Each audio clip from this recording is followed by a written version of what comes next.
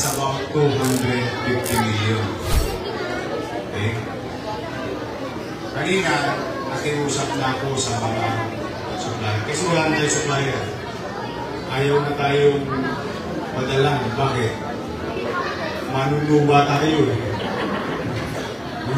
Nasuba. Hindi, pero sabi ko kanina, inayos ko na sabi ko, o sige, kung ano man ang obligasyon, simula June 29, paatras. At kung ano ang magiging obligasyon ko, simula July 1 hanggang December 31 bilang tatanggi. Sabi ko, pwede ba makisuyo? Dalhan niyo na kami.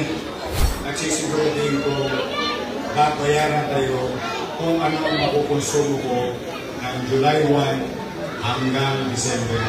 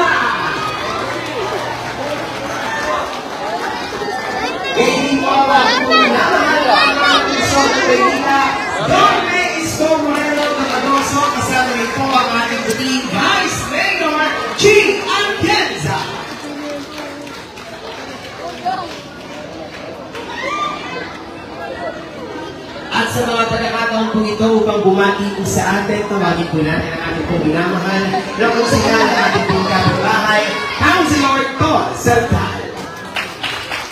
Hello! Magandang hapon po mga kapitbahay ko. Nandito lang po kami ng isang araw, nakausap na rin namin kayo.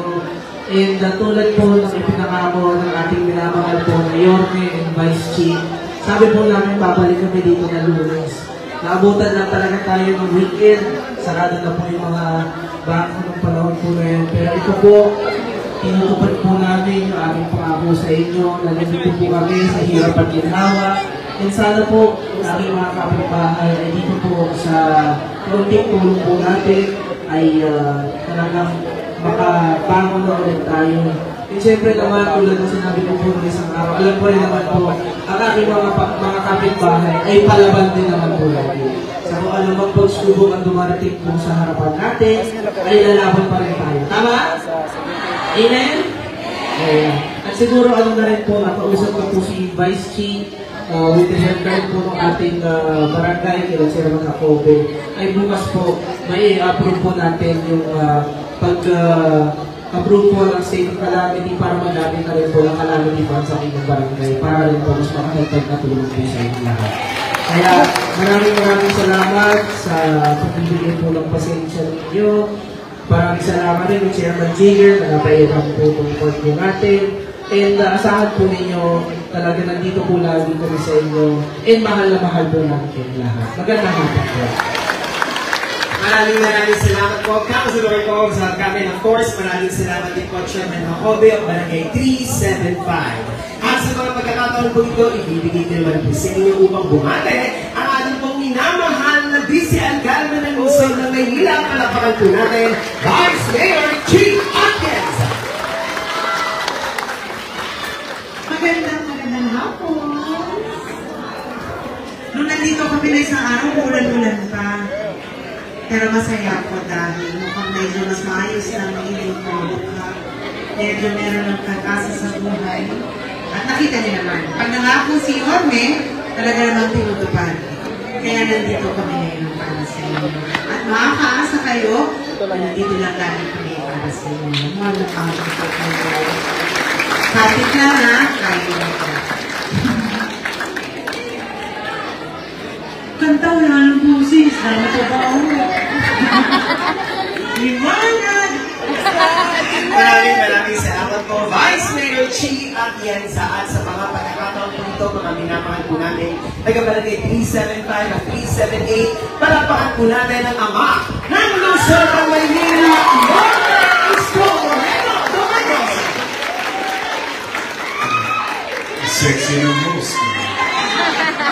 Magandang araw sa inyo. Medyo maliwalas na ang mukha niyo. Anyway, katulad na sabi ni Ton at ni Chick, nakagawa tayo ng paraan. Binakasabay pa kayo.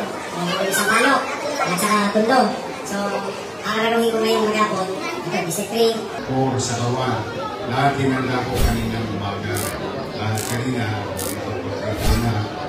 At ngayon, at least makakamit nyo na yung tulong ng syudad ng Maynila.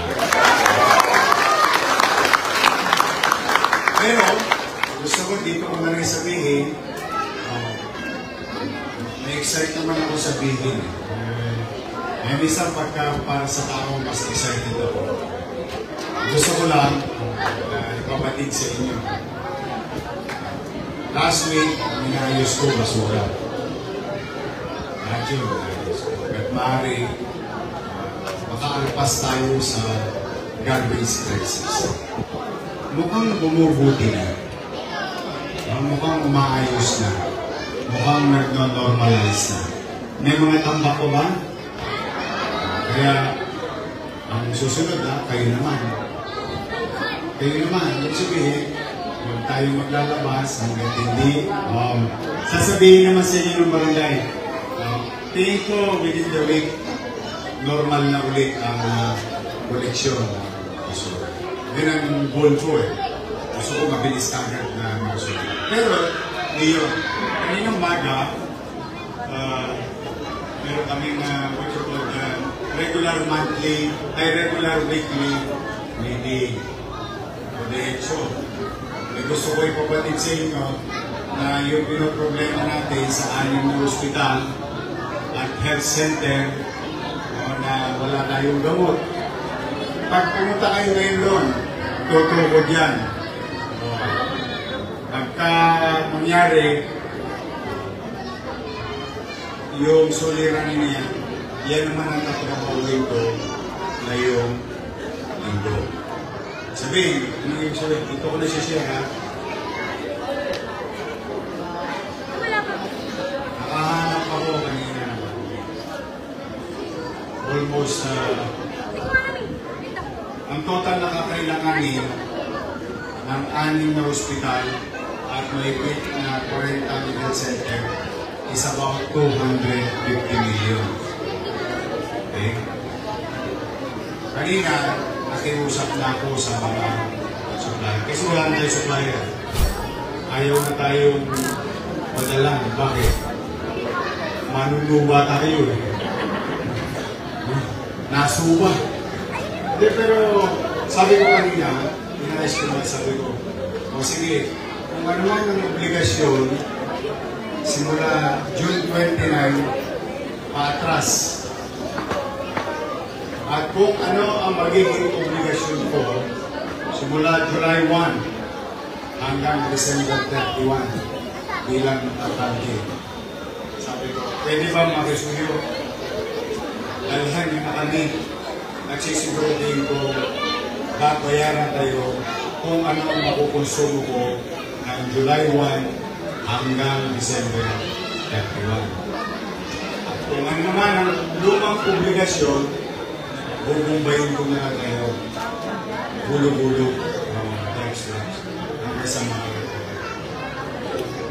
Ngayon, siguro, bigyan ko na lang ako isang araw o dalawa, mag-decision na sila kung babalik pa ang supply. Gusto ko, matulog kayo ngayon, manatag kayo, lahat ginagawa ko na mag-normalize na ang supply ng gamot at gamit sa ospital natin. Kaya mga lolo ko, nanay tatay ko, siguro yung mga maintenance yun, saka yung mga test pool, yung mga vitamins, siguro mga isang araw, 2 araw, i-announce ko naman eh. Sarado na. Kaya lang excited lang ako na i-share sa inyo as a matter of fact. Alam ko, nahihirapan ng damdamin nyo, nasuno lang kayo. Baka mangailangan kayo ng gamot. At least, meron na kayong tinatanaw. Meron na kayong tatanawin na unti-unti nang nagbabago at naayos sa problema ng puso. So, mag-ready na kayo, mag-react na kayo. Pag-announce ko, meron na, tirahin nyo na.